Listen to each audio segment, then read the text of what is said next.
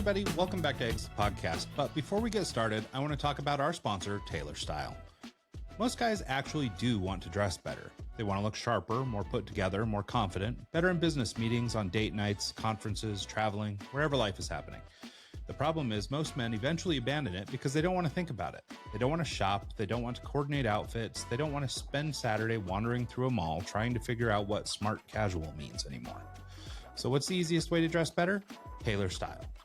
Tailor Style is an AI-powered menswear styling and rental service backed by real human stylists. You fill out a quick profile, the AI learns your fit and style preferences, and then an actual stylist fine-tunes the look and ships complete outfits directly to your door. And honestly, that's the magic of it.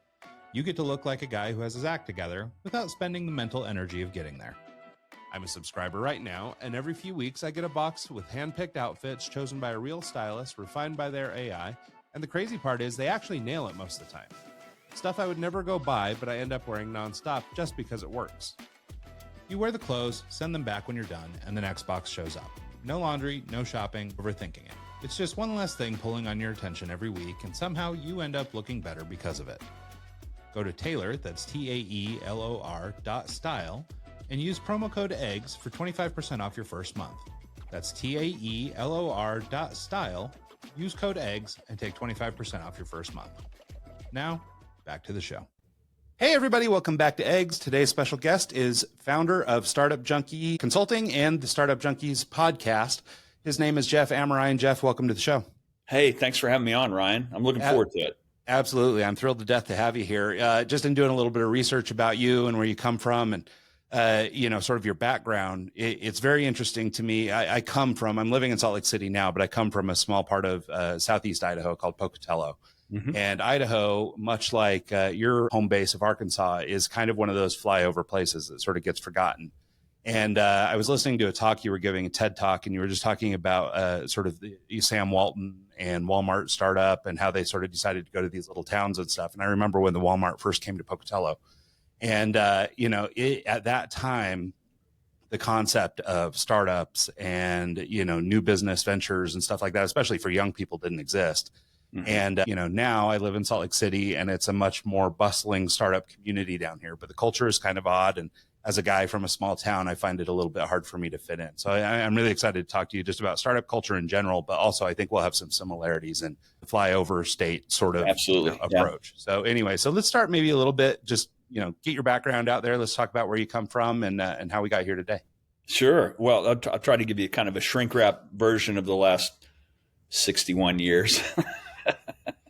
But feel free to take your time because it really is interesting. And some of the experiences you've got in particular, I think really lend to the person you became. Right? For sure. So I think it's important to cover that stuff. Yeah, absolutely. Thank you for that. And again, thanks for having me on. But I didn't come to entrepreneurship as, waking up as an 18-year-old thinking someday I'm going to start businesses and have my own business. I grew up in a military family. So what that meant was I went to 6 different grade schools. I went to 2 junior highs. Once my dad retired, I did go to just one high school, but we were all over the world, literally during the kind of the height of the Cold War. He was a multi-engine pilot in the Air Force. And so I grew up in a way that I think developed a bunch of resilience around having to make friends fairly quickly and realizing that you needed to do that because you might not see them again. And there was a certain element of change and excitement in what's coming next that I think kind of stuck in some ways. And so the family business for me growing up was the military. My dad had been career Air Force.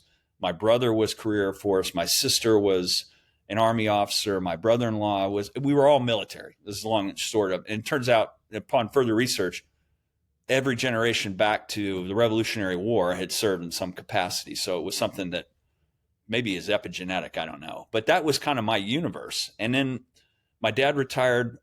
That took us to north central Arkansas, which was the smallest of small town. After being kind of a cosmopolitan kid who had lived all over the world and all over the country, we settled in a place of 7,000 people in a county of less than 20,000 people that was rural and cliquish, and everybody had known everybody since, conception in that town. It was a really tight community. It was strange being an outsider. And I thought, well, okay, learn some things, learn how to do some farm work and haul hay and take care of cows and rotor-till gardens. But I ended up leaving thinking I would never come back in 1980. I went to the Naval Academy, starting my own military career, spent 4 years there, had a great time in Annapolis, Maryland, then took my commission in the Air Force and spent 6.5 years in the Air Force thinking initially that was going to be a career for me. I would be a 30-year guy, et cetera.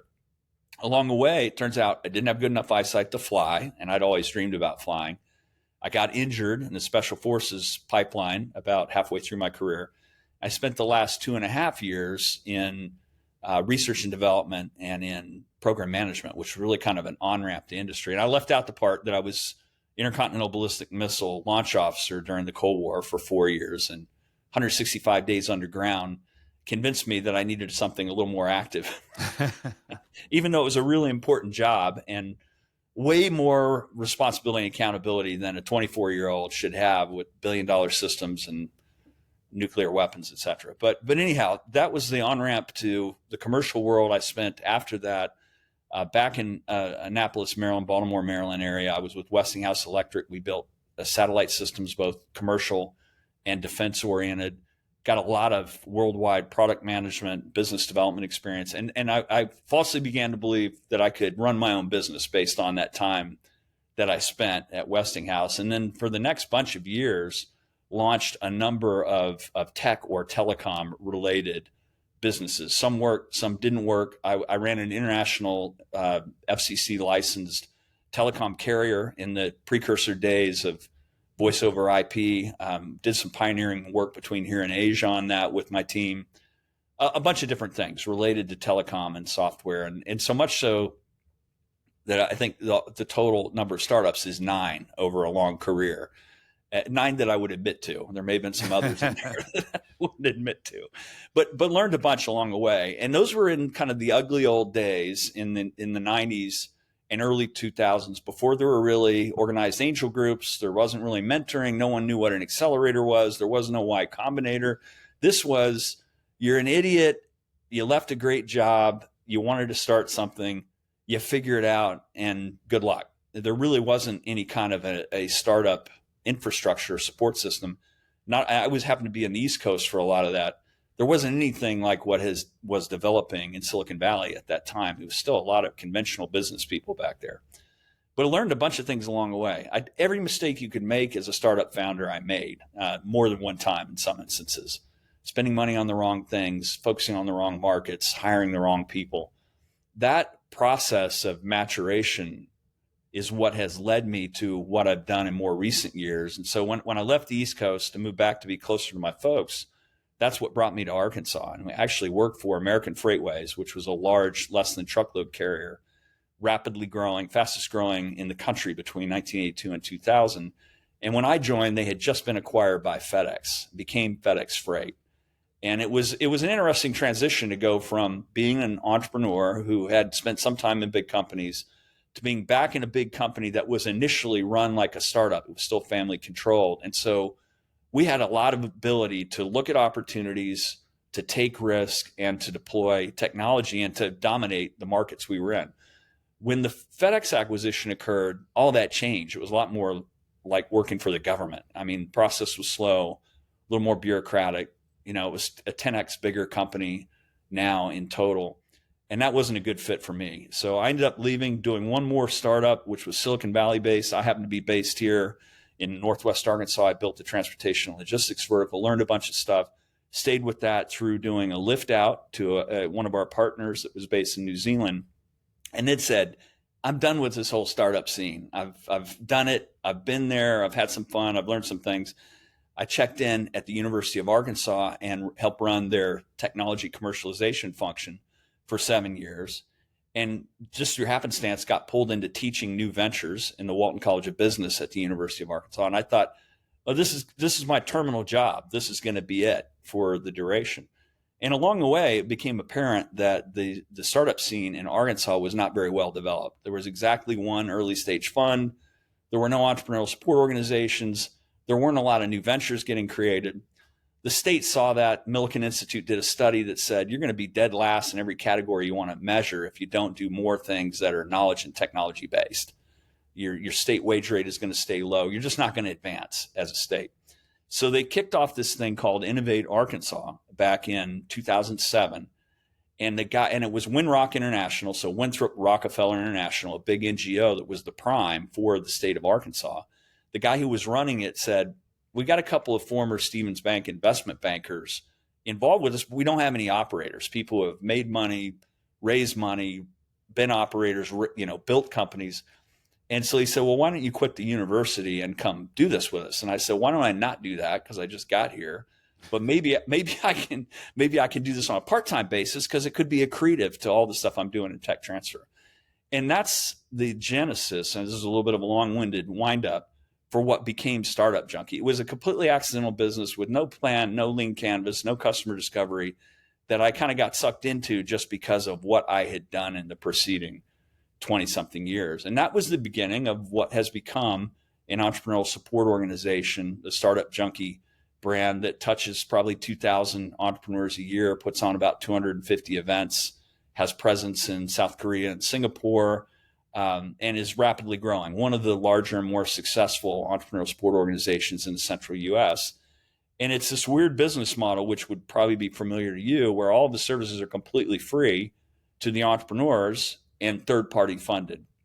And the reason why that was important was because I learned that customers with no money are really terrible customers. And that's every small business and entrepreneur you ever met. And yet it's so critical to the economic vitality of the country to have the survival rate for startups improved. And so we essentially sold to the federal government, the state government, and places like the Walton Family Foundation, that if you fund us to provide these services, we can show you measurable outcomes that will build this viable venture ecosystem that will have all kinds of tangible benefits. And so we've been at it with this unsustainable business model we've sustained now for 15 years and are continuing to grow along those lines. Along the way, we got involved with writing a book called Creating Startup Junkies, which talked about how to build sustainable venture ecosystems in unexpected places and flyover locations, really anywhere in the country where you don't have a history of it.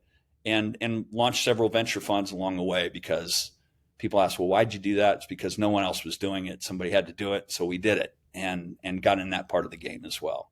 But that's it. That's kind of from Genesis to current day. Yeah, I don't know. That's it, man. It really makes that seem much smaller than it is, I think. No, that's an incredible story. And actually, there's a ton of stuff that I want to try and cover. Some of these are recurring themes on this show that we're really trying to get to the root of and figure out how we can help our listenership sort of engage in some of these things. And one of the things I wanted to maybe start about is, actually, I just wanted to make a comment too. So I have a small marketing agency, and we have a team in Barcelona, and we've been working really hard to try and develop startup culture and things like that in Spain, because that just doesn't exist over there in the way that it does here. So I'm going to have to check out your book. Maybe there's some collaborative future that we need to look at. Absolutely. Would love that. This to foreign countries, because a lot of the team that work for us are a little bit entrepreneurial minded, but the infrastructure doesn't support them.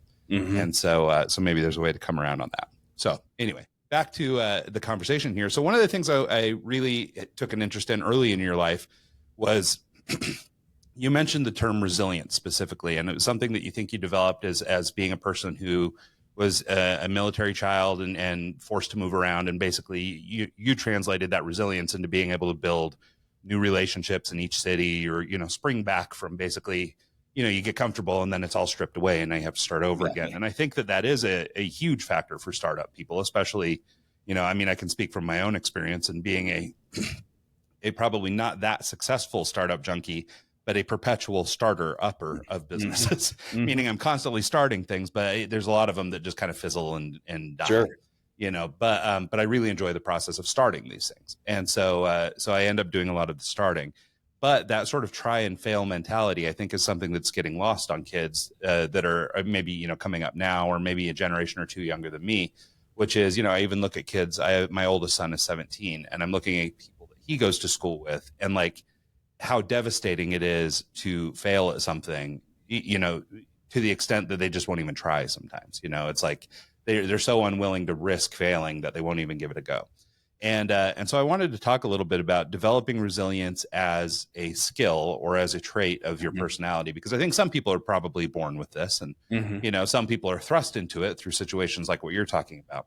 But I think to roll this out more broadly to people and really convince them, right? I mean, there's no shortage of Instagram memes that say, fail forward and all this kind of stuff. But I mean, do you have any insights, just maybe from your own experience or from people you've worked with, on how we start to craft maybe a culture of resilience or a set of characteristics that allow us to be resilient through these kinds of? Yeah. It's hard to get that mindset by someone sort of autocratically saying, you need to think this way. To some extent, people, I think, need to be led towards it in a way that, and I think there's an element of incrementalism to it. And what I mean by that is, failure is not a fun thing. It's not a good thing. And you want to make the failure small and kind of close together and not necessarily life impacting. I mean, I had some epically large failures in running businesses that were devastating personally. I also had some great successes. And I think some of that built the resilience. The thing that I always worried about were people who had kind of lived the charmed life where they'd never failed at anything, because when they got to that first obstacle, and inevitably you will, where things didn't go right, they don't know how to react. So I think educating young kids that taking risk, qualified risk, taking small risk, and building up your confidence along the way, and asking yourself the question, what's the worst thing that can happen? I'm probably not going to die if this business fails or this venture doesn't work or this project doesn't work. Even if I lose a job, if I'm in a big company and I'm taking a risk on something I really believe in, if I'm good in that job, I'm going to be good at the next place as well. And so it's just convincing people to have enough confidence to actually go for it, and to do it in a reasoned way where you're thinking about what's the worst case outcomes that can be associated with this. Some of that I kind of had to do because as a kid, like I said, we were moving around all the time. I was introverted by nature by some of that. So I had to kind of work to get out of that shell of being situationally shy and meeting people and getting involved with stuff. And it still kind of takes energy from me, big group settings with a lot of people I don't know, but you kind of push yourself through it. And I think that's where the resilience comes from. It's a matter of just the experience of doing it.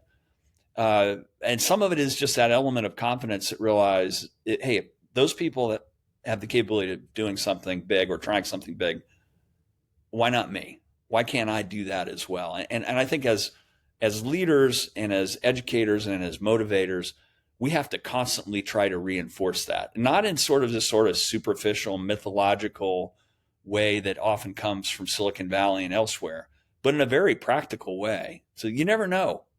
You never know what's going to happen unless you try. So you might as well try. Doesn't mean you shouldn't be prepared. Doesn't mean you shouldn't take qualified risk, but just have the gumption to give it a go and start small. Start small and make it incremental as you go through it. Mm-hmm. Yeah, and I think, and I can speak a little bit from my own experience. It sounds like I'm similar to the way you described yourself, which was somewhat introverted and sort of really had to push myself out. And in my earliest days, before I was truly, had a business of my own.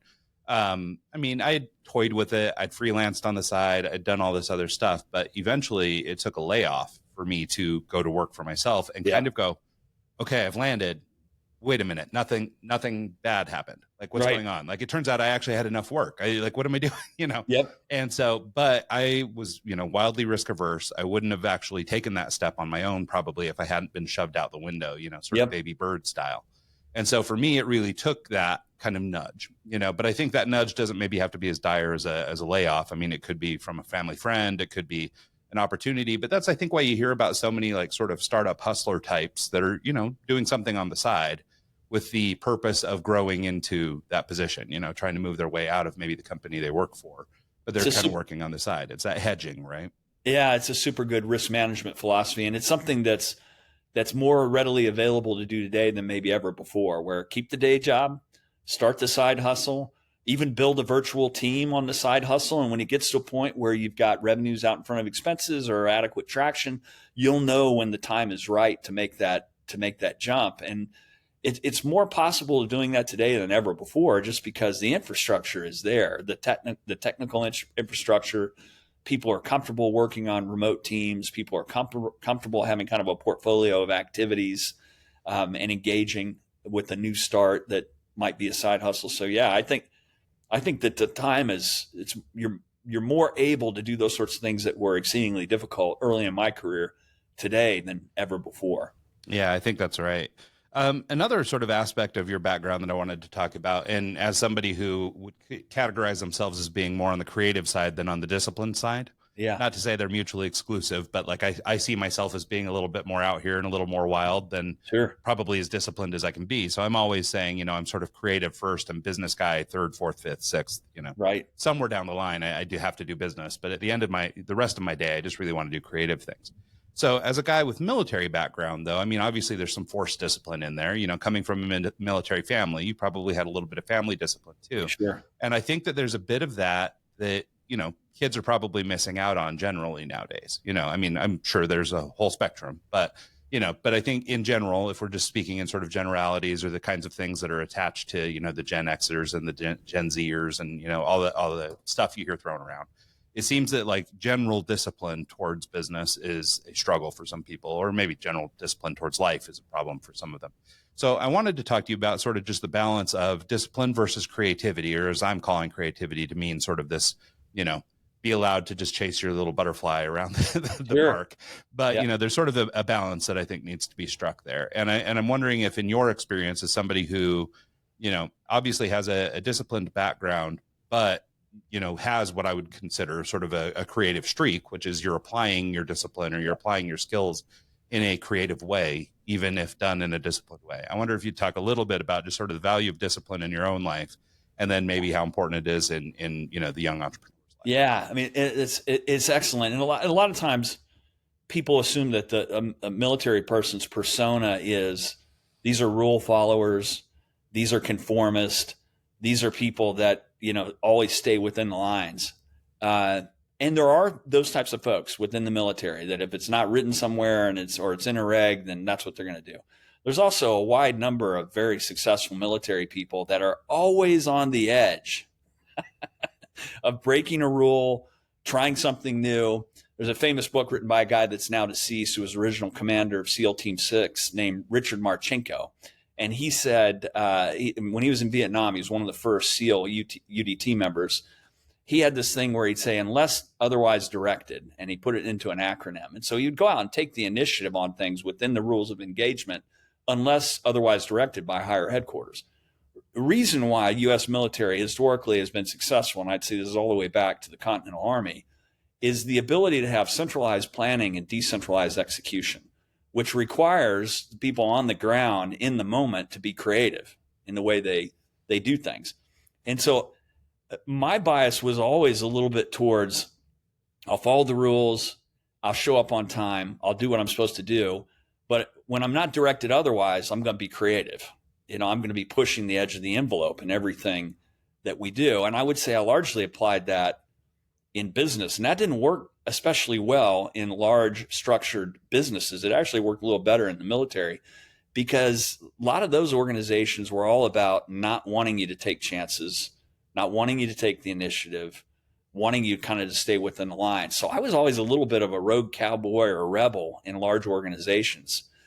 So I would say it was, for a lot of former military folks, it was this balance of, yeah, I'm going to do what I have to do to stay out of trouble and to accomplish the mission, but I'm going to take as many liberties as I possibly can to accomplish the mission. And as an entrepreneur, I think that the interesting thing that brought is I wasn't afraid. I'd show up on time. I had the interpersonal skills.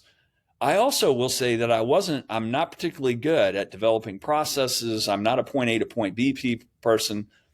Kind of an inspirational book for me was written by Gino Wickman called Traction.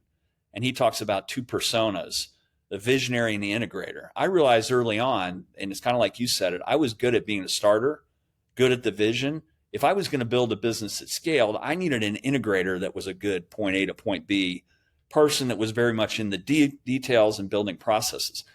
I think entrepreneurs need to be introspective about what are they really good at And if they're not really good at that role of integrating and detail and process, they need to have somebody who is, so that they can do what they're best at. So I brought in, it turned out to be my son, who was an Air Force contracting officer. When his final commitment was up and he was thinking of getting out, he wanted to go work for big consulting companies. I said, come help me build this business. And we've been working together now for 10 years because he very much had those skills I didn't, which was point A to point B, process oriented, details, etc. And so to get back to your original question of discipline versus creativity, I stay on the creative, the vision, the new business side. He does some of that, but he focuses a lot on the details around the discipline of making sure things are getting done on time. And so I think the key there is, you know what you got to do. You show up on time, you got the skills, but the important thing is, if you're not great at that, have somebody on the team who is, that can help actually build a business that scales. Yeah, I love that as a distinction, because I think there's a lot of people, and, you know, again, I probably project my own experience onto a lot of this stuff, but I mean, I think that there's this feeling among sort of, you know, young founders and people who are trying to go it alone or maybe start their own new business, that the onus is on you to do everything, right? I mean, there's always these comments about, oh, we have to wear lots of hats and we have to do all this stuff. And you know, to some extent you do. I mean, you can't necessarily start off with a giant team, right? You've got to build a lot of times. And so, but I think this distinction that you're making is right. You know, and I mean, you can even, you know, compare it to, I don't know, finding a good partner in life, like you know, whoever you marry, for example. For sure. You know, often you're not marrying somebody who's exactly like you. You know, you're marrying somebody that has a set of characteristics that are different than yours, or somehow better than you, or, you know, fills voids where you don't, or something. For sure. And those seem to be the relationships that work best, right? The people who are sort of living in a little echo chamber or whatever, I think eventually you get tired of hearing your own thoughts coming back to you all the time. I think sometimes you got to have somebody challenge you, and especially if you want to grow, whether it's in a relationship personally or in a business relationship, I think it's valuable to hear, you know, some feedback and get some pushback every now and then on your ideas.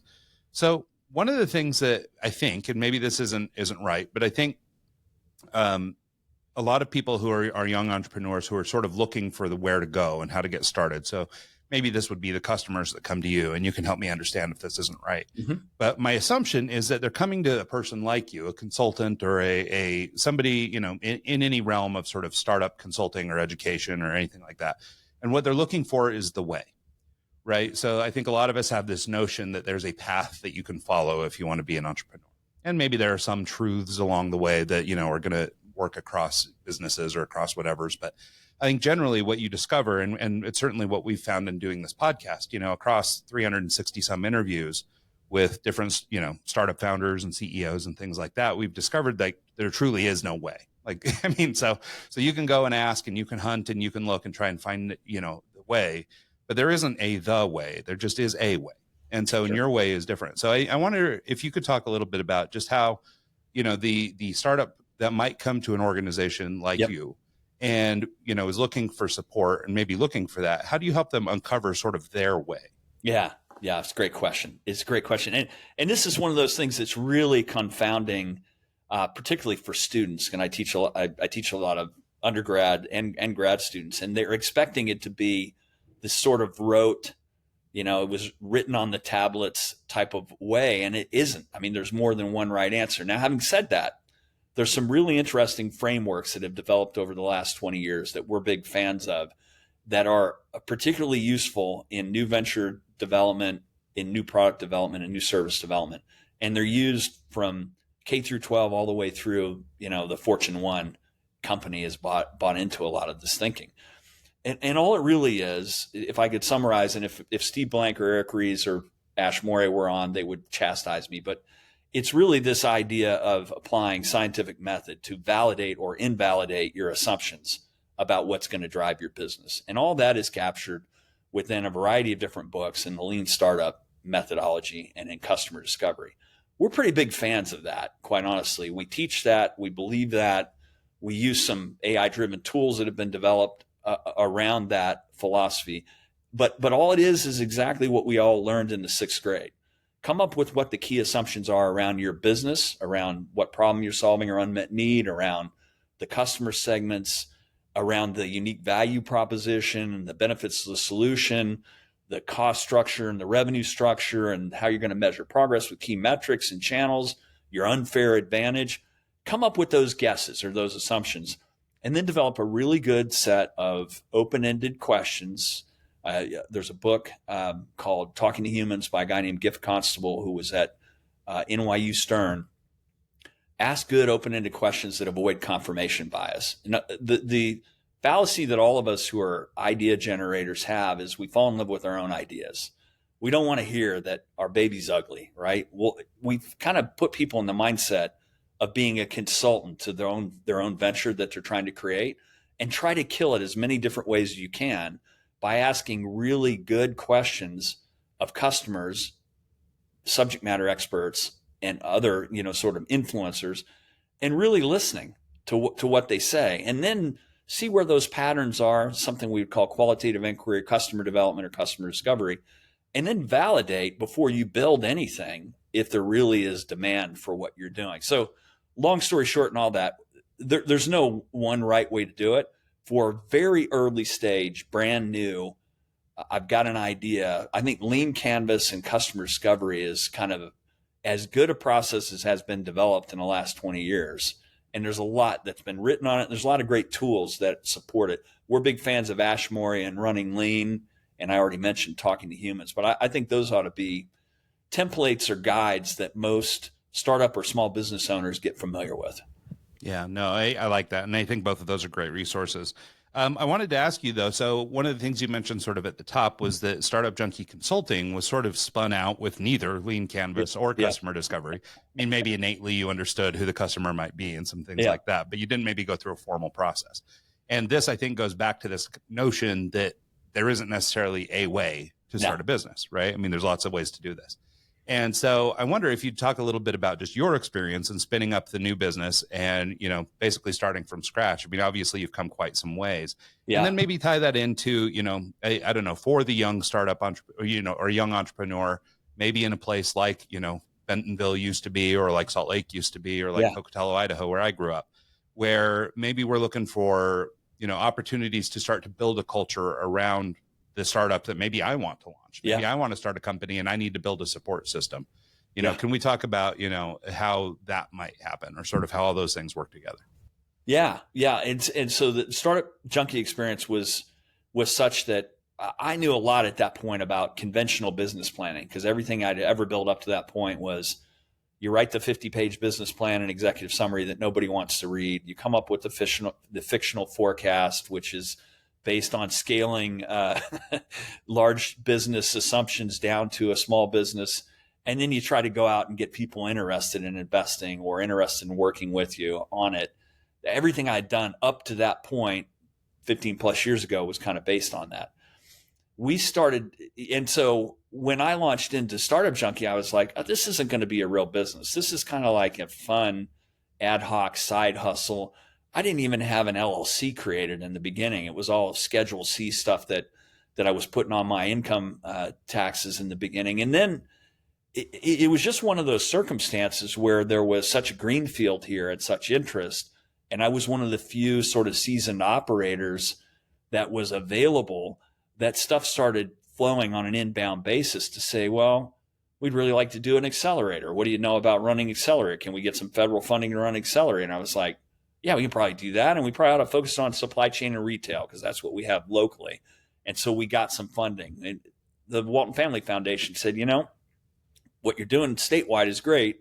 We need more focus around Northwest Arkansas. Can you help build a series of events? And so we're like, yeah, okay, we'll do an elevator pitch contest. We'll have a little angel forum where people get together. We'll start trying these things, because we had heard from Brad Feld and others, this needs to be entrepreneur led and it needs to be event driven. It's like, okay, I have no idea how to do events. I'd never done any events in my life, but I can probably figure it out. And just a funny aside on that point, one of the first pitch contests we did, we called Gone in 60 Seconds. It was 60-second pitch contest, a little bit like Gong Show meets American Idol. And we were so unsophisticated, we were going to do it in a barbecue joint. And we showed up with the projector, which was just going to be a way of sequencing the pitches so we knew who was going to present. Nobody brought a screen. And so we had to snatch one of the tablecloths off the table and hang it on the window. And that was the freaking screen that we used. in that first pitch. So needless to say, over 15 years, we've kind of grown into an event management company. But all of that stuff was a sequence of events where we figured out how to say yes to fill gaps that were in the market. And we had the good fortune of there being large organizations that wanted to fund that activity. And they were tolerant in those days that we really didn't know what we were doing, but that we were going to continue to grind our way through to make these sorts of things happen. And so in that instance, would we have been better if we'd been a little more thoughtful, if we'd used a lean canvas approach, if we had understood our customers more? Yeah, we probably would have been a lot better. It probably wouldn't have been as much trial and error, which is why we're big fans of that approach now in doing the customer discovery. So it was a right place, right time, a fair amount of luck associated with it. And the fact that I was just maybe uniquely positioned based on my experience in a lot of other markets to be able to do something like that locally. So I would say, having said that, being able to say yes to things and then grinding my way through to figure things out, doing some things wrong and then quickly getting better. I think it was Guy Kawasaki that famously said, at Apple, we deliver garbage and we make it much better really quickly. So it was that idea of, I'm going to roll out this minimally viable offering, whatever it is, and get better really quickly. And so we were doing things that were very similar to what the lean canvas and what spiral methodology and what Agile says you should do without knowing what to call it. Mm-hmm. Yeah, no, I think that's right. And that probably comes a little bit from not having that formality of Exactly. program. You know, in Silicon Valley, they probably already had this concept in place. Yep.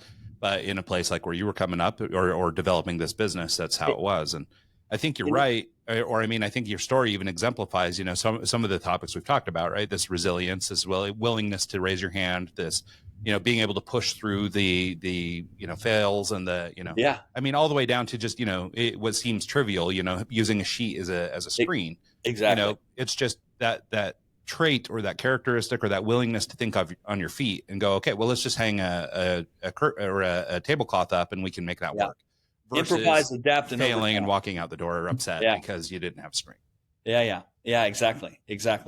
And to your other point, you said, well, what if you're in a smaller area and where do you even get started? And so this is great. If you're an entrepreneur and you're in a smaller area and you want to get something started, we think about there being 4 pillars to consider when you're thinking about what's going on locally. One is, what's the available talent pool?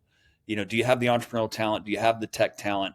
What's kind of the status of that, so to speak? The next is capital access. What's available on the debt and equity side? Are there venture funds? Are there angel groups, et cetera? So an assessment along those ideas. The third piece is, what's the existing entrepreneurial culture? Are there events? Are there activities? How are people getting together? We've discovered over many years now, the only way you reinforce the realm of what's possible is having this regular cadence of events that will draw people out. And you can be intentional, as they say at Google and other places, about creative collisions. And then the fourth pillar is community engagement, flagship enterprise engagement, university, community college engagement, getting those folks to understand that this is really crucial. Small business and entrepreneurial vitality is the one thing. It's kind of like the Moneyball play rather than trying to buy lottery tickets, which is typical economic development. Is we're going to attract in a big plant. We're going to try to attract big companies. What we do in entrepreneurship and entrepreneurial ecosystems is you're taking your destiny into your own hands. What are our assets? What are our aspirations? What are the constraints? What can we do? And you can do it without building buildings or having a center or all that expensive infrastructure. Just start getting meetings and activities and people together to talk about what they're doing. I can remember more than 15 years ago, there was a coffee shop here called Big Mama's Coffee Shop. I'm not even sure if it's still there, but it was near the university. And a bunch of the sort of emerging, aspiring entrepreneurs, I would say, would get together on a regular basis talking about their hopes and their dreams, what they were working on, and their side hustles. And I was kind of an old guy in that mix, and we just started showing up, and that became a regular practice and it was actually a precursor to things like 1 Million Cups and other nationally organized things. But those sorts of meetings and gatherings are hugely important. And if you're in a small area, that's one place you can start right away. Get the people together that are small business owners or aspiring entrepreneurs on a regular basis to talk about what they're doing, figure out how to help each other. No, I think that's right. And I want to lead into a question about sort of the importance of mentorship and finding coaching and things like that. But I think you make a great point there. And I just wanted to sort of use, the example of you creating, Startup Junkies Consulting as a, one of the needs that you saw or that you addressed in your area was the lack of these little events. And I mean, for, a more simple term, lack of community around entrepreneurship. Yep, that's right. And so in what is also just by coincidence, a entrepreneurial move, you started creating the events, right? You started doing the things. And I think that that can be sort of a model for somebody in a small town or in a community that's, got a burgeoning entrepreneurial community, but it's not there yet. Right. Taking the initiative to go out and actually start throwing these events and start putting on things or partnering with national organizations like 1 Million Cups or any of these types of things.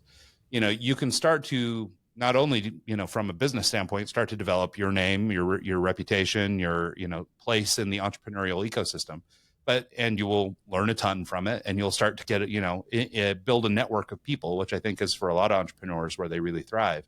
But I think that just by virtue of creating those events, you're sort of doing the entrepreneurial thing. And I think that that's really important. But what you mentioned just there at the end about sort of this group of guys that were getting together at the local coffee shop, I was trying to come up with it. There's an organization here in Utah that's basically a bunch of retired ex-Fortune whatever CEOs and stuff like that. And they get together, once every couple of weeks. And they do these Zoom calls, and they'll have politicians on, or they'll have business people on, or they'll do whatever. And then they have a weekly meet, right? And that moment of spending time with them is maybe kind of what you described, which you were the older person in the in this group. But what you brought to that group was you've got a bunch of, anxious minds or hungry minds here that are ready to do something exciting, and they've got those hopes and dreams. And then they can leverage your experience to try and figure out how to materialize those things. And so I think that then takes me back into this idea of mentorship and just how important that kind of thing is. I think, we touched on it earlier, but a lot of entrepreneurs tend to feel kind of isolated or solo, Right. like it's all on me to do this. And, I personally have employed coaches and worked with different people. Even this podcast to some extent is a way of networking and developing relationships with people. And, so I wonder what your thoughts are around sort of mentorship and coaching, as one sort of vertical, but then just sort of the value of community in general. Yeah, I mean, it's crucially important, and a couple of ways to think about that. One is there's so much that can be gained from the peer-to-peer networking as well, because what you find out is all the entrepreneurs and small business owners are likely, even if they're in completely different segments, are facing similar problems, but they all have different networks, and they can all be connectors for each other. So a good degree of mentoring can come on a peer-to-peer basis, people that are kind of at the same stage.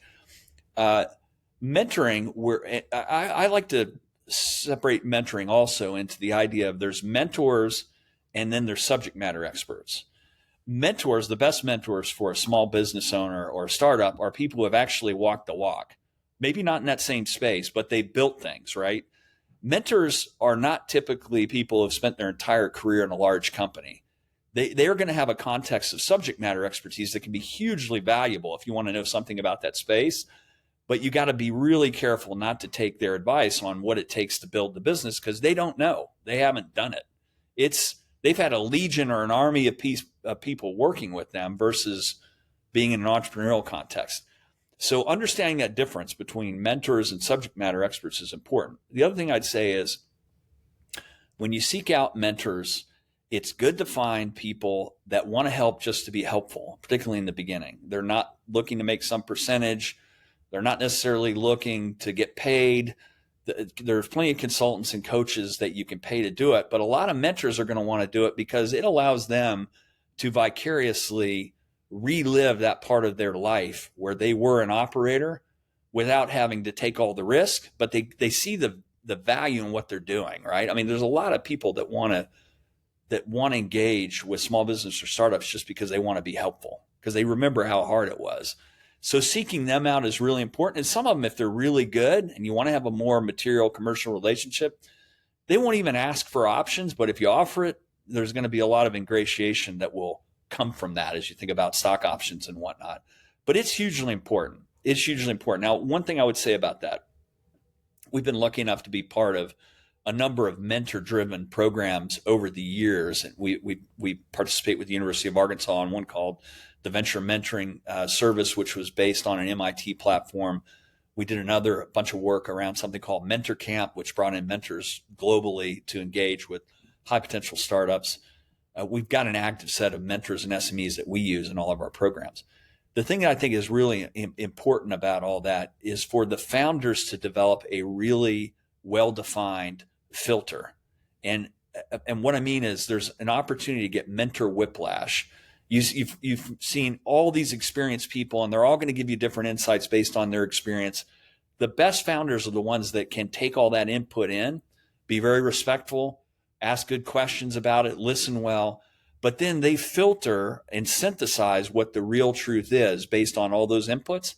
And the really good ones, and there's a guy named Ryan Frazier that now runs Arrived Homes, who's an entrepreneur that came out of here. He's running it's a large VC-backed venture in Seattle now.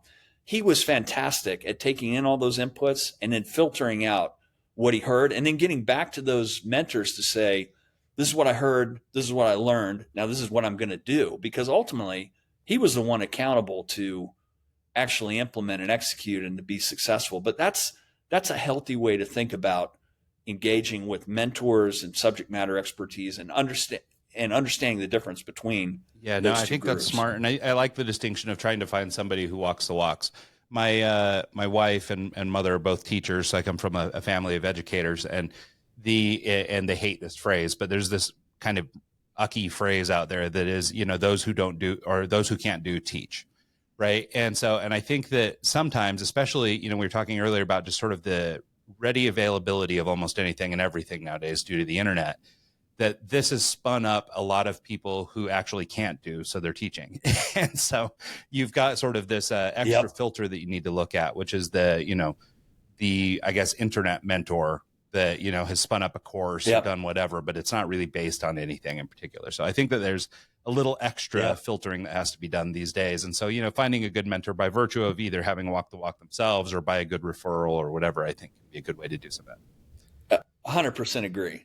Yeah, 100. You have to be discerning, because there's a lot of people out there with a book or a program or a set of slides that maybe they've been on the fringe, but maybe they haven't actually done it. Yeah. So that's really good insight. The next thing I wanted to talk to you about a little bit, and I have some theories about why this is, but one of the things that I think is sort of the perpetual plight of the small business person is there's sort of this looming imposter syndrome or something hanging around over their shoulder, right? Sometimes they're not that confident in what they're doing. They know they want to do it, but they don't know the way, they don't know the path.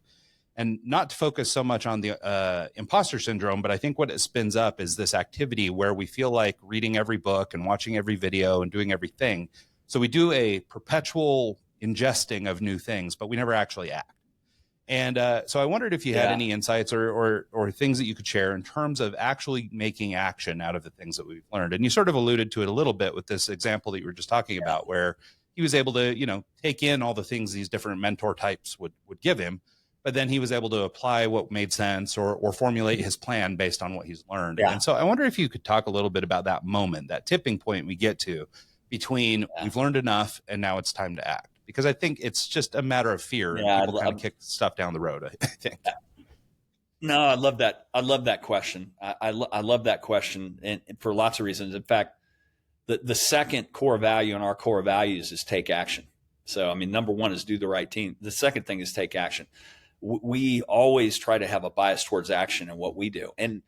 And part of that is driven by the fact that regardless of how well researched you are, and it's great to have an encyclopedic knowledge of the area that you're trying to build a business in, but at some point you have to take action. You're never going to have probably more than 70% of the information you need. And you're going to learn so much more by actually doing something and engaging with the customers and taking that step than you will by continuing to be caught in sort of the analysis paralysis mode of it. Now, it is good to benchmark, and it is good to read the sort of seminal works, and it's good to be a sort of voracious consumer of information. But there's no replacement for taking action. You're gonna get immediate feedback from the market by doing that. And the one thing I'll say about markets and customers is there's sort of a ruthless level of efficiency there. You find out about a bunch of stuff if you go ahead and take action. If you go ahead and launch that beta a product you have, if you go ahead and try the service, if you go ahead and put that event on, it's not going to be great. It never is great the very first time you do it. But the whole point is then you incrementally and quickly iterate and get better based on what you learn. I think that's the only way to be successful. And I'll further this response with just a little bit more. When I was at Westinghouse and I was a system engineer and a product manager, we had digital designers that would never release a new board because they were trying to get a quarter decibel more performance out of it. They've already met the requirement, but they were aiming at perfection. Life, to use a mathematical kind of analogy, is asymptotic. You never quite get there.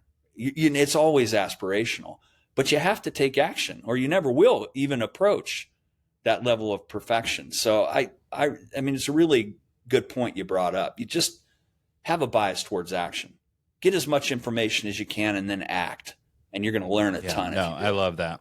So the last thing I want to get into, just, in these closing few minutes is sort of around the notion of choosing a path. I think that there's a set of entrepreneurs, maybe not everybody, some people come from a family business. Some people have a passion that they've landed on, things like that.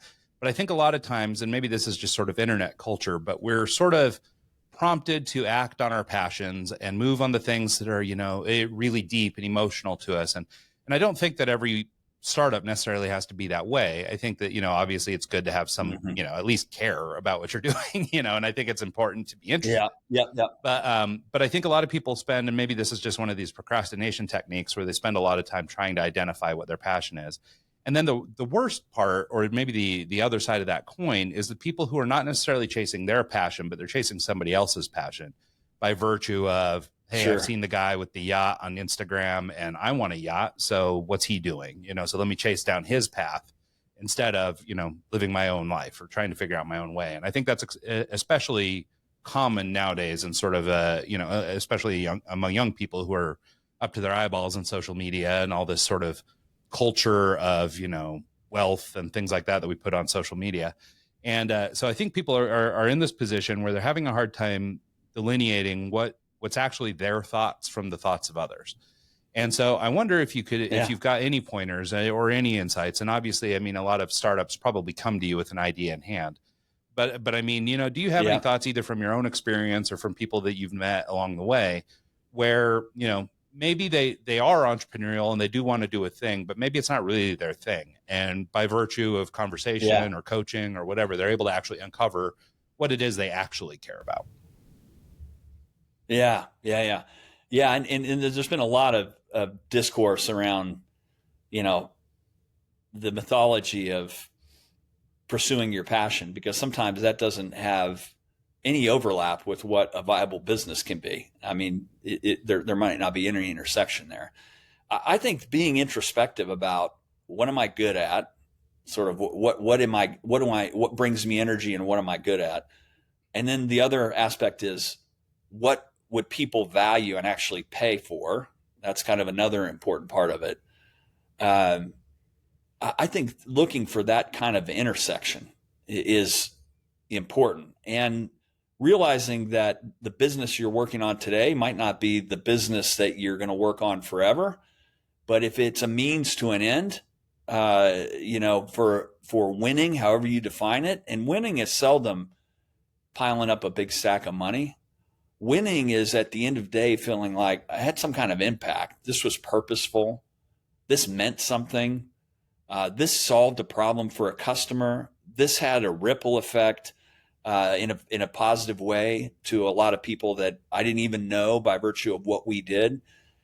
It's not easy. There's a lot of iteration that's required to try to get there. The last thing I would say about all that is the most unhappy people I've ever met in my career are the ones who were 100% one-dimensionally focused on how much money they could make.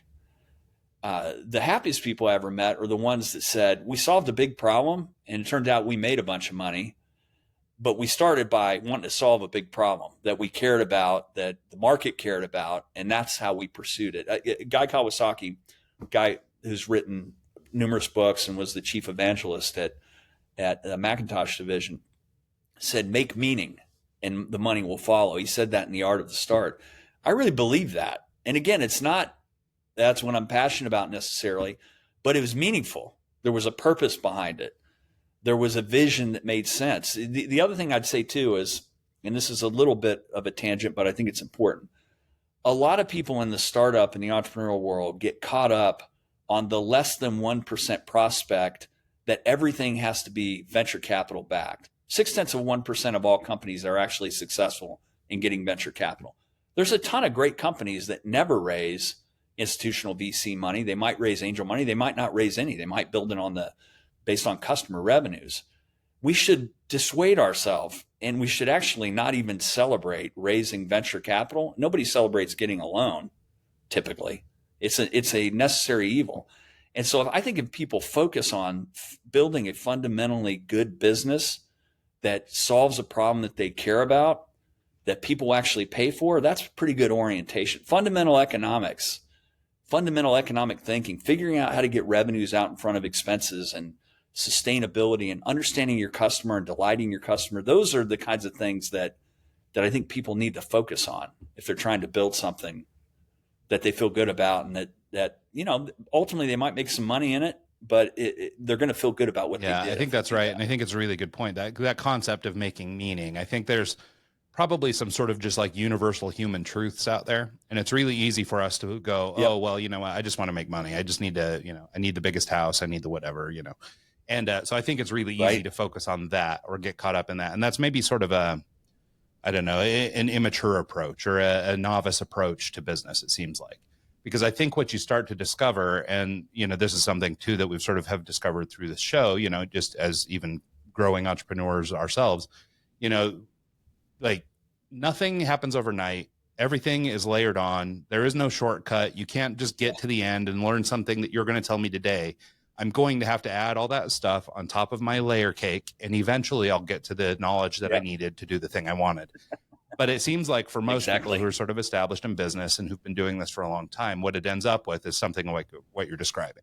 I was impactful to the lives of my employees. We did something great for the community. We, made an impact globally that did X, Y, or Z, but you never hear them go, oh, well, yeah, but I also cashed out those stock options and I got that sweet Bugatti. Like it's almost never that. And so there's sort of this, contradiction of things going on in society right now, which is sort of the posturing and the flaunting and the pretending we're rich or putting off images that aren't necessarily real. The Instagram version of life where, everybody's on vacation all the time and everything seems great. And then there's sort of the reality, which is you actually don't feel good if you're doing that stuff. You'll feel much better if you're doing this stuff. Yep. So I think that's an interesting insight. Yeah. Well, and again, not to get overly philosophical, but I think it was Gandhi that said, to find yourself, lose yourself in the service of others. And you can do that as an entrepreneur. And you don't have to be a social entrepreneur. It doesn't have to be a nonprofit. But if you think about, are we doing right by those clients we're serving? Are we empowering them? Are we inspiring them? Are we changing lives?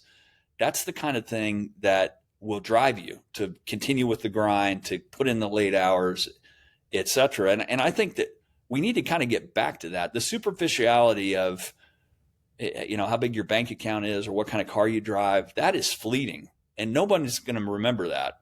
It's short-term gratification. But if you can point to the fact that you really did something that changed lives, that moved the needle in society, and you built a business, whether you call it a social venture or not, that did some of those things, I think that's a better orientation. Nope, I think you're right.